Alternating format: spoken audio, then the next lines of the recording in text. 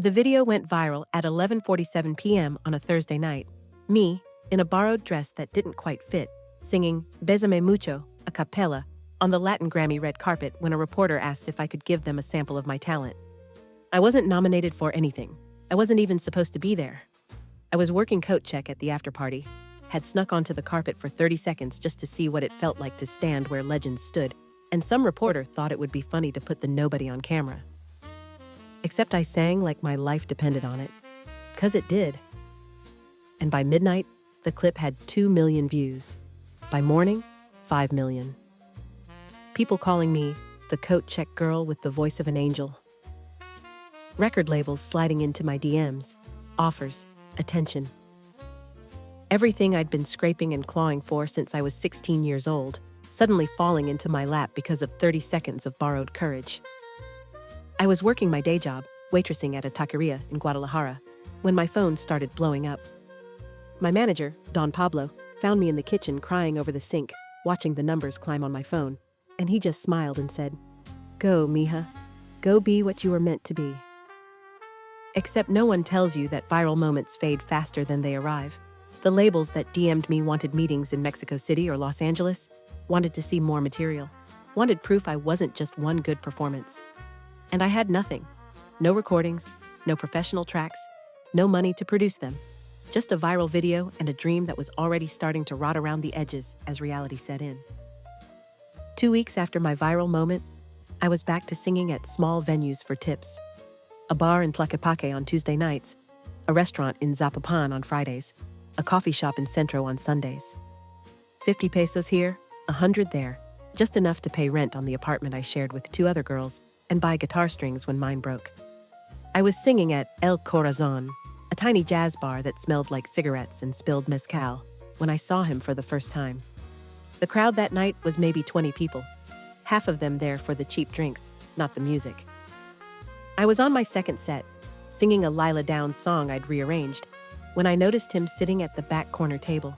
He wasn't drinking, wasn't talking to anyone, just watching me with eyes so dark and intense, I almost forgot the words. He was maybe 35, devastatingly handsome in that dangerous way. Expensive black suit, silver watch that caught the stage lights, perfectly groomed dark hair. Everything about him screamed money and power, which made him absolutely wrong for El Corazon, where everyone was students or artists or people escaping something. I finished the song, and he didn't clap, didn't smile, just kept watching. During my break, I was backstage drinking water and trying to shake the feeling of those eyes on me when the owner, Marta, came back looking nervous. "Camila, there's a man asking for you. Says he wants to talk about your career." My heart jumped. "Who is he?" "I don't know, but he's..." She lowered her voice. "He's not the kind of man you say no to. Be careful, mija." He was waiting at his table when I came out, had ordered me a drink. Whiskey, neat, expensive. I didn't drink whiskey. I sat down anyway, because Marta's warning had made me more curious than cautious. "Camila Reyes, the coat check girl from the Grammys." His voice was smooth, cultured, with an accent that was pure Guadalajara money. "I'm Rafael Sandoval. I'm here to change your life." "That's a bold opening." "I'm a bold man." He pushed the whiskey toward me. "I saw your video. 2 weeks ago, 5 million views now, and you're still singing here for tips from drunk students? Why?" "Because viral moments don't pay rent. Because the labels want proof I'm more than one good performance. Because making it in this industry takes money I don't have." "Money?" He smiled like I'd said something amusing. "Money is the least important thing you need. What you need is someone who can open doors that stay open, someone with connections that matter, someone who can turn you from a viral moment into an actual star. And you're that someone." "I am." He leaned forward. "I manage several artists. You wouldn't know their names yet, but you will. I'm building an empire of talent, and I want you to be part of it. The face of it, actually. You have something rare, real feeling in your voice, raw emotion that can't be taught.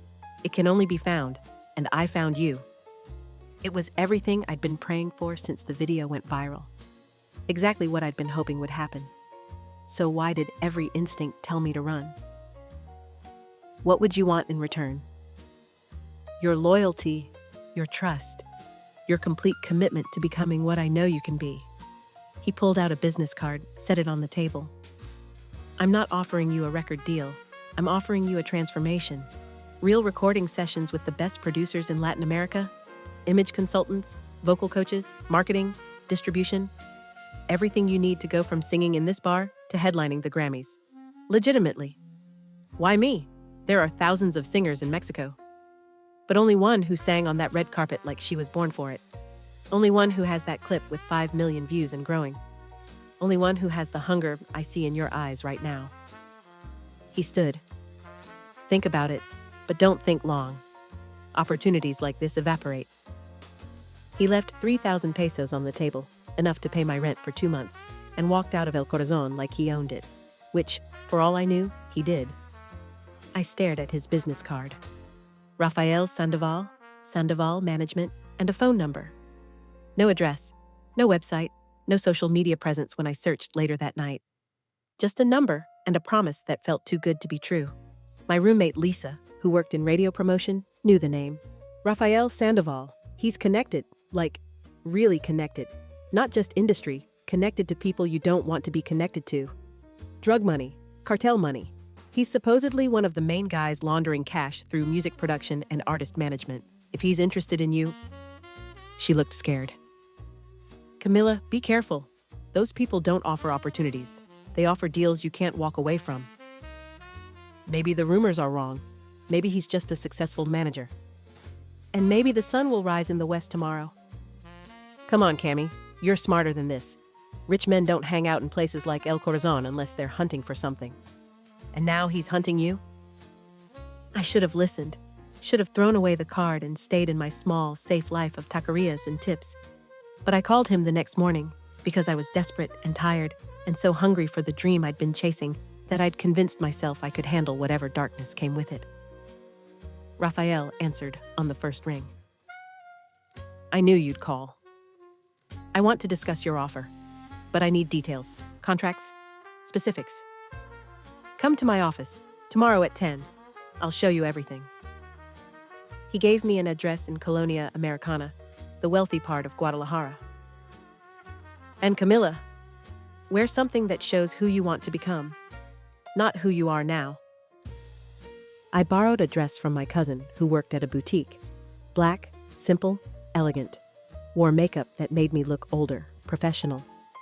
Took a colectivo to Colonia Americana and found the address. A beautiful colonial building converted into offices. Security at the door, everything polished and expensive. Rafael's office was on the top floor. Floor-to-ceiling windows overlooking the city, modern furniture, gold records on the walls from artists I didn't recognize. And Rafael behind a massive desk, looking exactly as dangerous as he had at El Corazon, but somehow more so in daylight. Camila, you look like a star already. He gestured to the chair across from him. Let me show you what I'm offering. He pulled out a contract. Exclusive management for 3 years. He'd finance everything, recording, production, marketing, touring. I'd keep 60% of earnings, he'd take 40%. Standard industry split, he said. Better than most deals for new artists. What's the catch? No catch, just commitment. You work with my team exclusively. You don't talk to other labels or managers. You do what I tell you when I tell you regarding career decisions. And you don't ask questions about where the money comes from. There it was. The rumors are true. You're laundering money through artists. The rumors are crude simplifications. I'm a businessman who invests in multiple industries. Some of those industries are, let's say, gray area. But my artist management is completely legitimate. I genuinely want to build your career, Camila. The fact that it also serves my other business purposes is simply efficiency. And if I say no? Then you go back to El Corazon and watch your viral moment fade into nothing. You'll always wonder what could have been. You'll always hate yourself for choosing fear over ambition. He leaned forward. Or you sign, and 6 months from now you're recording an album that will actually get released. A year from now you're touring.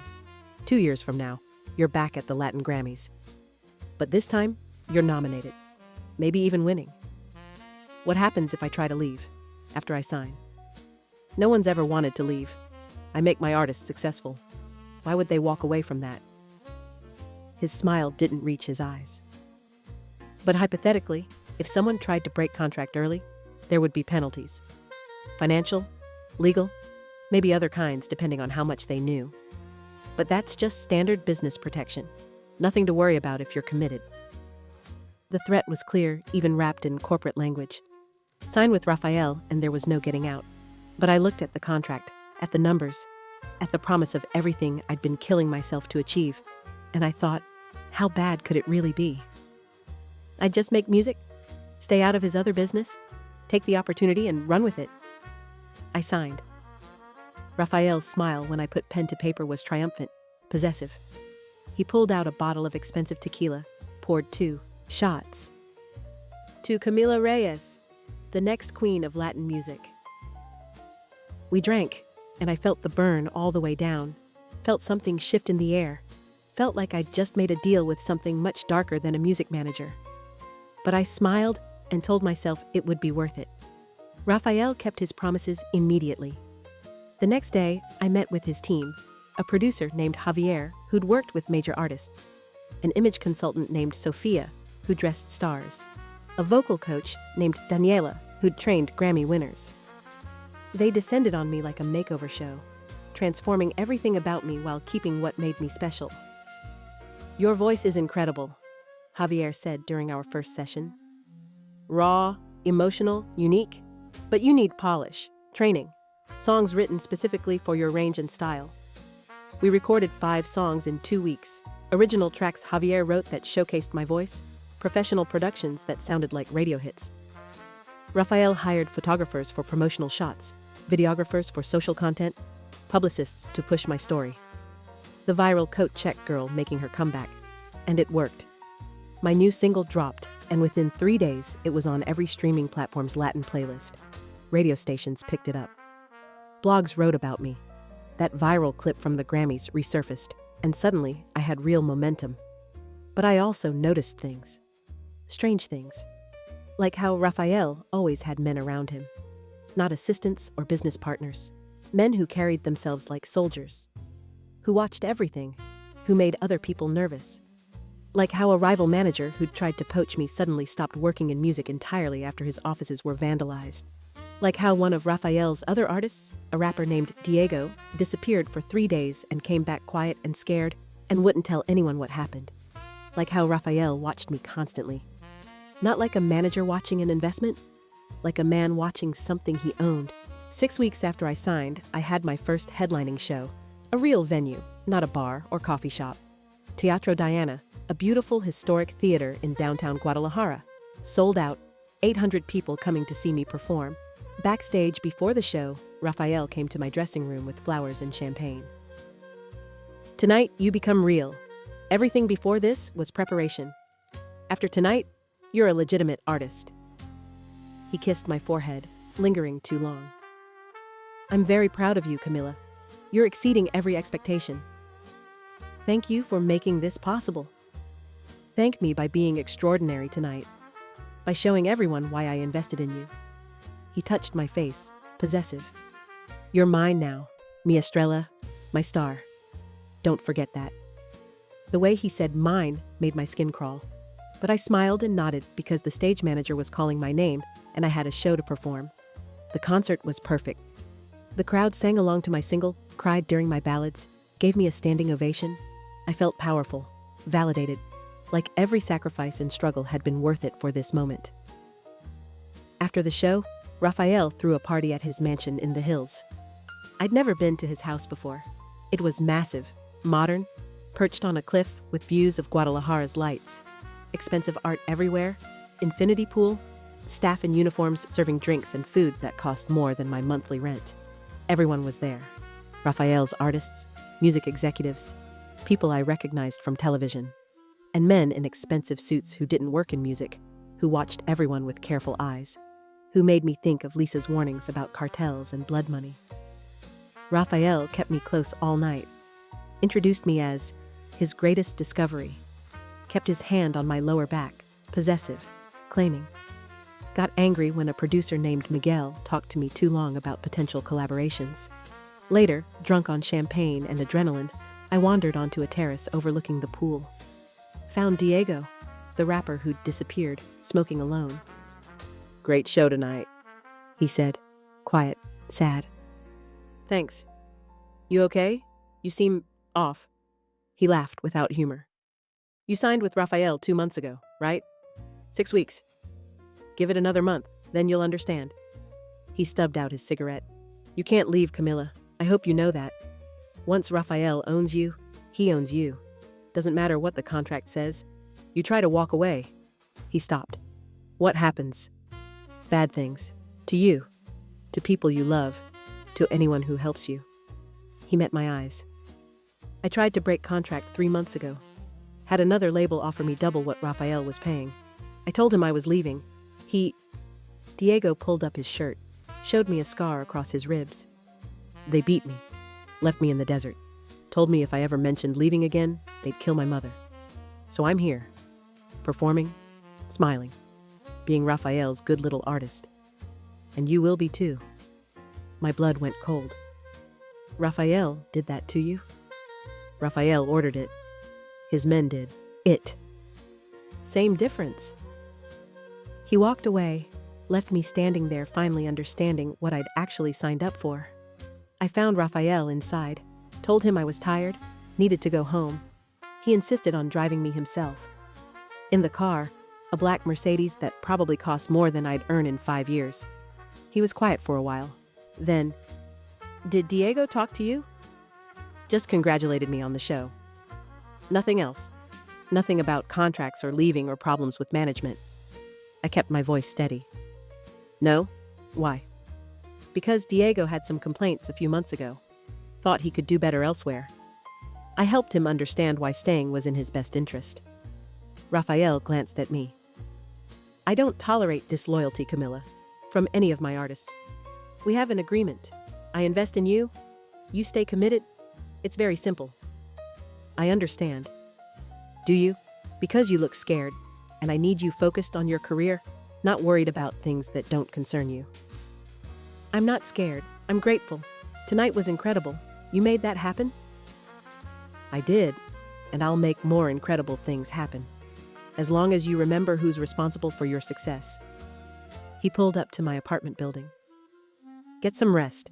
You have studio time tomorrow afternoon. Javier wants to record 2 more tracks." I got out of the car on shaking legs, went up to my apartment where Lisa was waiting up, took one look at my face and knew. "What happened?" "I think I just realized I didn't sign with a manager. I signed with someone who owns me, and I don't know how to get out." The success came faster after that night. My single hit number 3 on the Mexican charts. Radio stations fought over exclusives. Fashion brands wanted me wearing their clothes. I was booking festivals, concert halls, television appearances. Everything I'd dreamed of, arriving exactly as Raphael promised. But I also started noticing the bodies. A journalist who wrote an exposé about Raphael's connections to organized crime, found dead in a car accident 2 days after publication. A rival producer who'd tried to recruit Raphael's artists, shot outside his studio, robbery allegedly, except his wallet and expensive equipment were untouched. A radio programmer who'd refused to play my single without payola, suddenly fired after anonymous harassment allegations. People who got in Raphael's way disappeared or died or had their lives destroyed. And Raphael smiled through it all, building his empire of music and violence, with me as his shining centerpiece. 3 months after I signed, Raphael called me to his office. "Different energy, excited, intense. We're submitting you for Latin Grammy nominations. Album of the Year, Best New Artist, Song of the Year for your single." "Raphael, I've only released 5 songs. I don't even have a full album?" "We'll release it next month. I'm expediting everything. You're ready, and I want you on that Grammy stage." He leaned back. "I want you accepting awards. I want you legitimized by the industry. I want the world to see that Raphael Sandoval creates superstars." "Why rush? We could wait another year, build more momentum." "Because I don't wait. Because I've invested significantly in you, and I want returns." His voice hardened. "Because when you win, and you will win, I'll make sure of it. It proves I'm not just a criminal. I'm a kingmaker. I'm legitimate. And legitimacy is worth more than money." And if I don't win, that's not an option. I've already paid the right people, ensured the right votes. You'll be nominated, and you'll win. He smiled. All you have to do is show up and give a good speech. Can you do that, Mi Estrella? I was going to say no. Was going to tell him I didn't want to win an award bought with bribes and blood money. But then Rafael's phone rang. He answered, listened, his face darkening. Said something in code I didn't understand, and hung up. There's a problem. Someone's talking to authorities about my business operations. Someone inside, one of my artists. He looked at me. You wouldn't know anything about that. No, Rafael, I would never. Diego then. He's been acting strange, asking questions. Rafael made a call, spoke quietly. Bring him to the warehouse. I'll handle it personally. What are you going to do? What I do to people who betray me, make an example. He stood. You're coming with me. You need to understand what happens when loyalty breaks. What happens when someone thinks they can run from their obligations? Rafael, please, I don't want to see. I don't care what you want. You're coming because you need to learn. Because I see how you look at me now. Like you're planning something. Like you think you can escape. And I need you to understand that's not possible. His men came, the same ones who'd beaten Diego months ago. They drove us to an industrial area near the airport, a warehouse with no windows, no witnesses. Inside, Diego was tied to a chair, bleeding from his mouth, crying. Rafael walked up to him calmly. You talked to the DEA about money laundering, about cartel connections, about specific operations. I didn't, I swear. Don't lie, I have proof. Recordings. They turned you, promised witness protection, and you thought you could bring me down. Rafael pulled out a gun. You thought wrong. I screamed for him to stop. Rafael's men held me back, made me watch as Rafael shot Diego once in the head. Clean, professional, no hesitation. Diego slumped over, dead, and Rafael turned to me. This is what happens to people who betray me, to people who try to run, to people who think talking to authorities will save them. He walked toward me, grabbed my chin. You've seen too much now. You know too much. Which means you'll never leave. You'll make your music. You'll win your Grammys. You'll be my perfect star. And if you ever think about running, about talking, about being anything except exactly what I made you.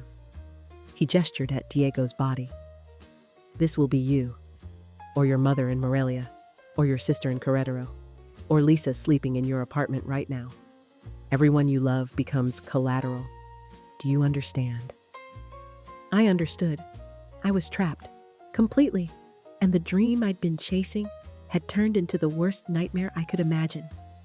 They made Diego's death look like a gang killing, dumped him in a bad neighborhood, made up stories about drug debts, and I said nothing because I was too terrified to do anything except exist in the golden cage Rafael had built. The album released, debuted at #1.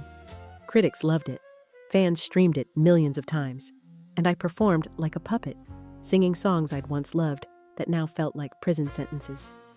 The Latin Grammy nominations came. Best New Artist, Song of the Year, Album of the Year, 3 nominations. Everything Rafael promised. He threw another party to celebrate, kept me by his side all night, whispered in my ear, "You're going to win. All 3 categories. I've ensured it. And when you do, when you're standing on that stage crying grateful tears, I'll know I own you completely. Body, voice, soul.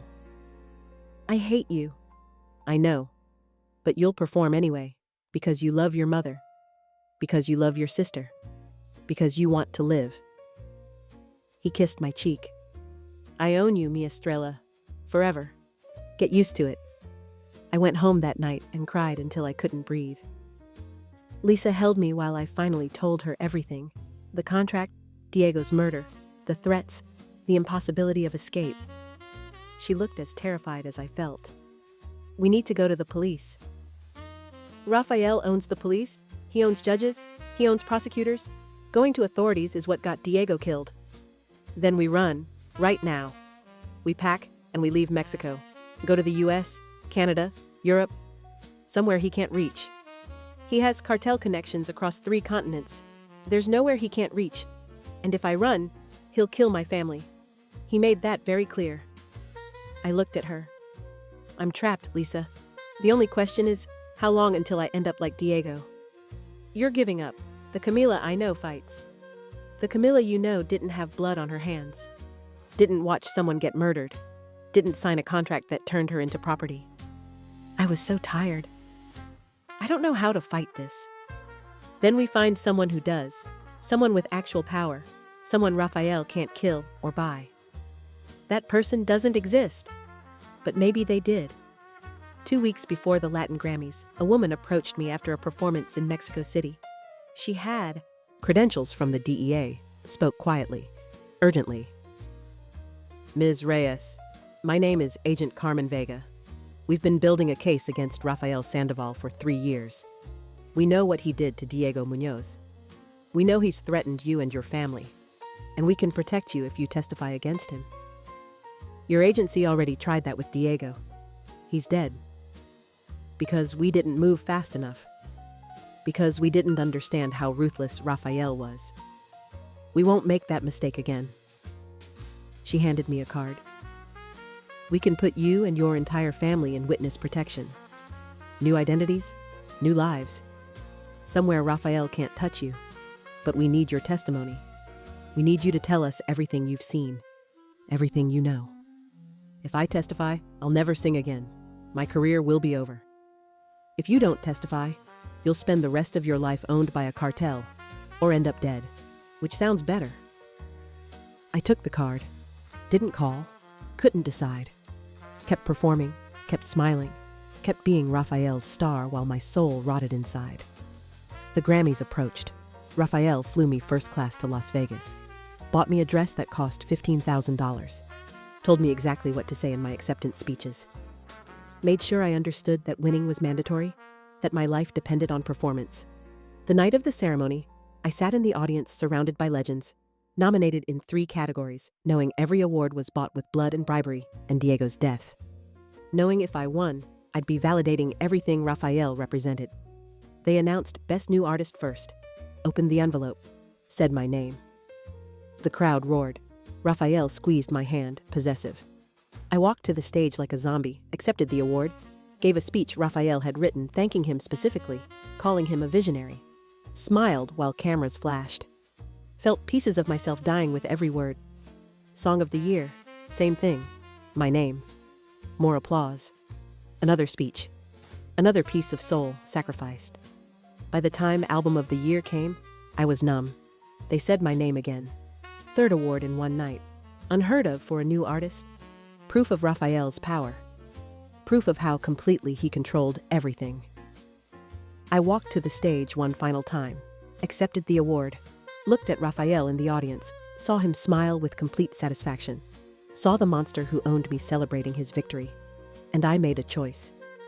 Instead of the speech he'd written, I said, "This award was bought with blood money. Rafael Sandoval, my manager, has connections to organized crime. He's laundered money through my career. He's murdered people who threatened to expose him. He's threatened my family to keep me silent. And Diego Muñoz, a talented rapper who should be here tonight, is dead because Rafael killed him for trying to leave. I'm sorry it took me this long to speak up. I'm sorry I was a coward.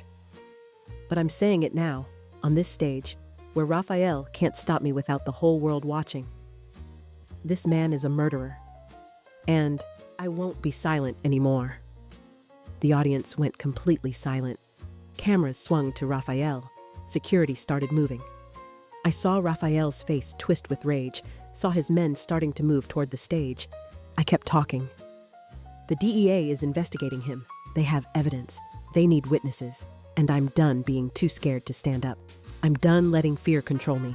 If this is how I die, at least I die telling the truth. They cut the broadcast. Security swarmed the stage. But it was too late. The speech was recorded. Phones had captured it. Social media was already exploding. I'd just destroyed Rafael on the biggest stage possible. In the chaos, Agent Vega appeared with federal agents. They surrounded me, took took me into protective custody while Raphael screamed threats from the audience, held back by Las Vegas police, who suddenly couldn't ignore what had just happened on international television. In a secure room backstage, Vega said, "That was the bravest and most stupid thing I've ever seen. He was going to kill me eventually, at least this way it matters. He'll come after you, your family, everyone.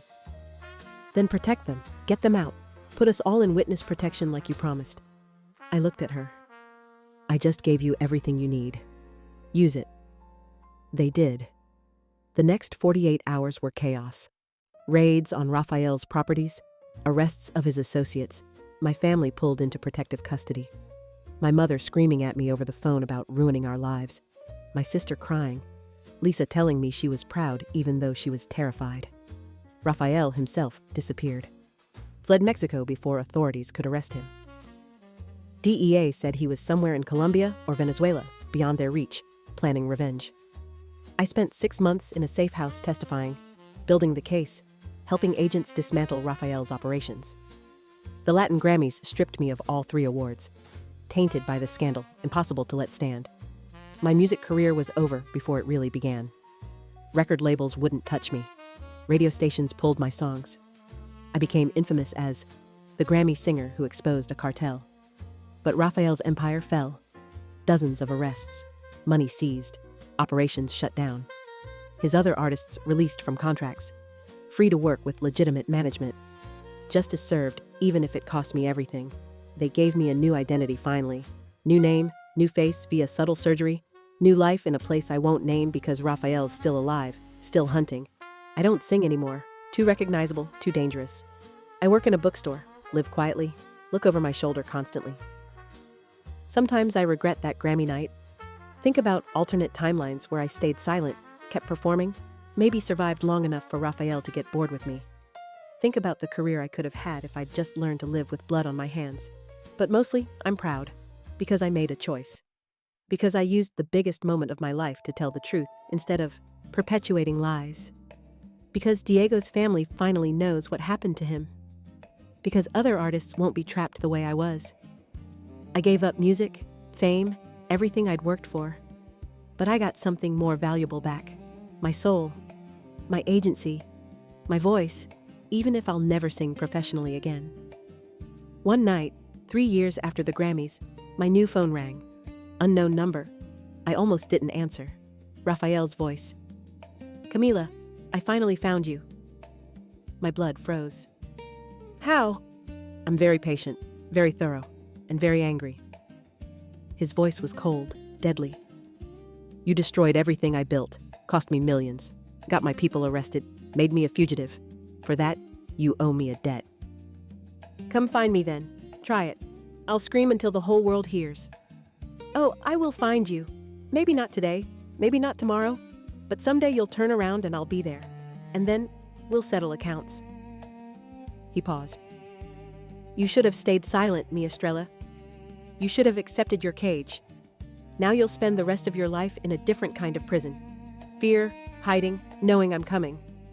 That's almost better than killing you quick. Almost." The line went dead. I called Agent Vega immediately. They moved me again. New city, new name, new life. The 4th time starting over since that Grammy night. And I live with it. With the fear. With the knowledge that Raphael's still hunting.